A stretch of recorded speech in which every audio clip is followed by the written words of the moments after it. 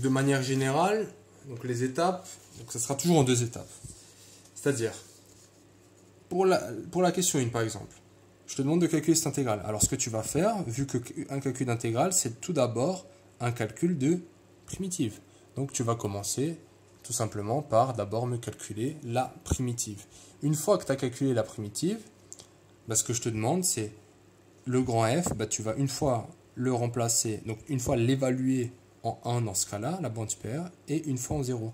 Et après, il suffit de faire la soustraction. Donc voici les étapes principales. Ça marche? Donc vas-y, à toi de jouer. Question 1, c'est parti.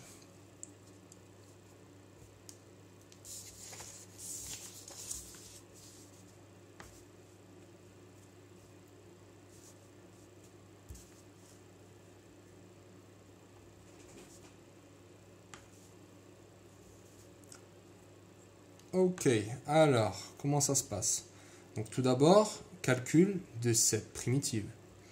Donc, comme on a vu avant, calcul de primitive, tout d'abord, on cherche la forme. Donc là, ça c'est ça. Qu'est-ce qu'on a? On a cette forme, x puissance quelque chose. Et là, on a aussi x puissance quelque chose.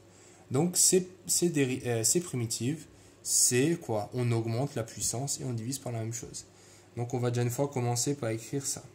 Donc, ça fait la primitive de ça. C'est x puissance 5 sur 5. Ouais, 4 plus 1, ça fait bien 5. 5 sur 5. Plus les constantes n'interviennent pas. Donc, ça, la constante, c'est 2 tiers. Elle ne bouge pas. Et il reste la primitive de x2. x2, c'est x à la puissance quelque chose. Donc, ce quelque chose plus 1. Donc, 2 plus 1, 3. Et je divise par 3. Très bien. Donc là, la primitive, elle est faite. Je peux, limite, un peu mieux l'écrire. Donc j'ai x5 sur 5.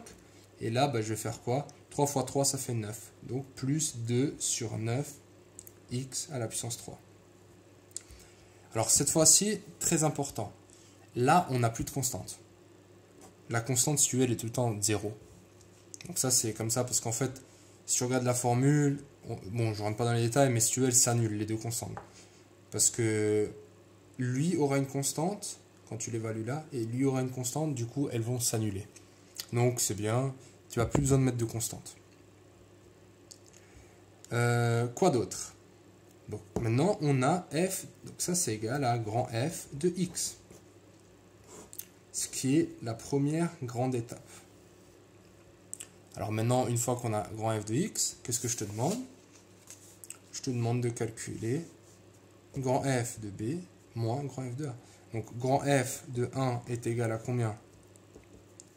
1 puissance 5 sur 5 plus 2 fois 1 puissance 3, donc ça fait 1 sur 9. Donc ça fait ça. Donc ça, on va l'écrire un peu mieux. On va mettre le même dénominateur. 9 fois 5, 45. Donc là, je vais faire fois 9, fois 5, fois 5 et fois 9. Ouais. Ce que je fais en haut, je fais en bas. Donc 9 fois 5, donc tout sera sur 45. Et après, 1 fois 9, ça fait 9. Plus 2 fois 5, ça fait 10. Donc ça fait 19 sur 45. Ça, c'est f de 1. Et f de 0 est égal à 0 plus 0. Donc 0. Finalement, l'intégrale entre a et b de x4 plus 2 tiers de x2 dx est égal à combien? Ça moins 0. Ce qui nous finit le premier exercice. Ça marche? Donc tu as bien détecté les étapes. Tout d'abord, calcul de primitive. Puis je remplace f de b et f de a. Allez, exercice numéro 2, à toi de jouer.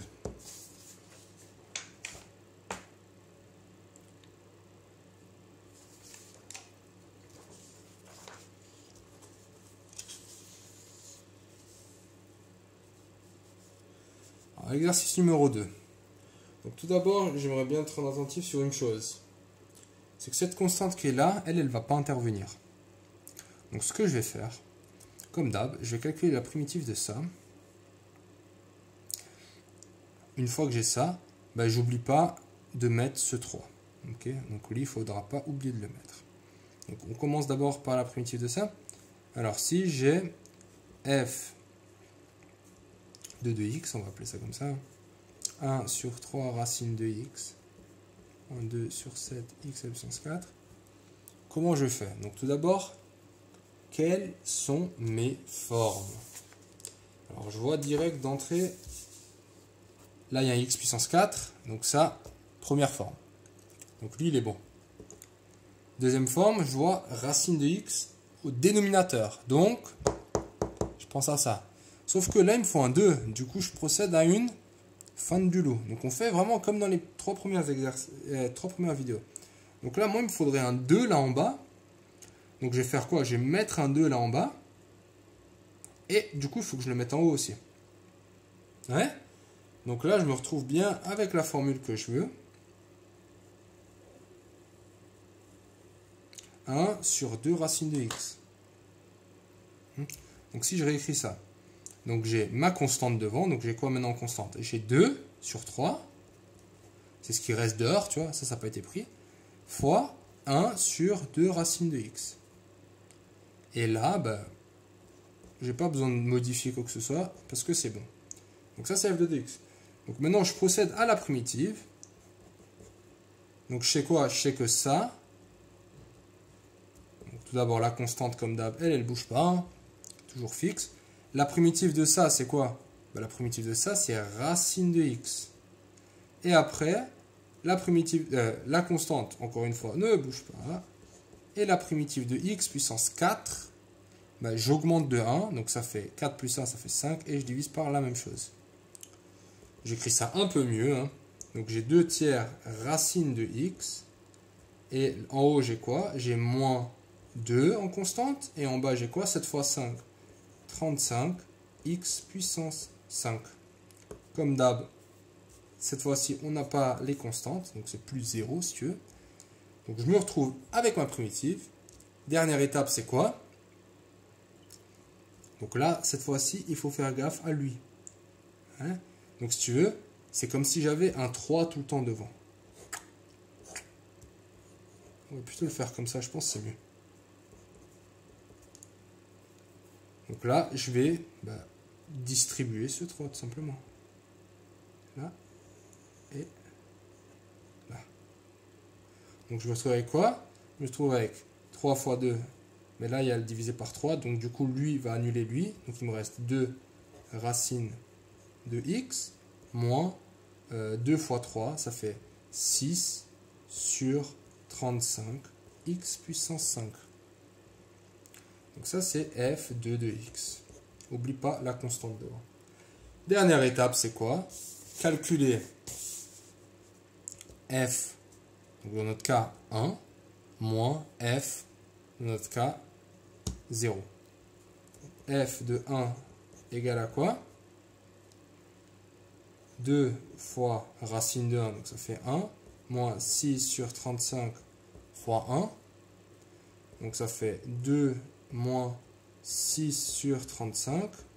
On va mettre le dénominateur. Là, c'est sur 1. Donc je vais faire fois 35 fois 35. 2 fois 35. 70. Hein. Donc 2 fois 30, 60. 2 fois 5, 10. Moins 6 sur 35. 70 moins 6, ça fait 64 sur 35. Ouais. Et f de 0, c'est égal à combien? 2 fois 0, ça fait 0. Moins 6 fois, donc ça fait 0. Oh, pardon. Donc ça fait 0. Hein. Donc finalement, résultat, l'intégrale est égale à tout simplement 6 sur 60 f1 moins f0 est égal à 64 sur 35. Donc ça, c'est ma question 2.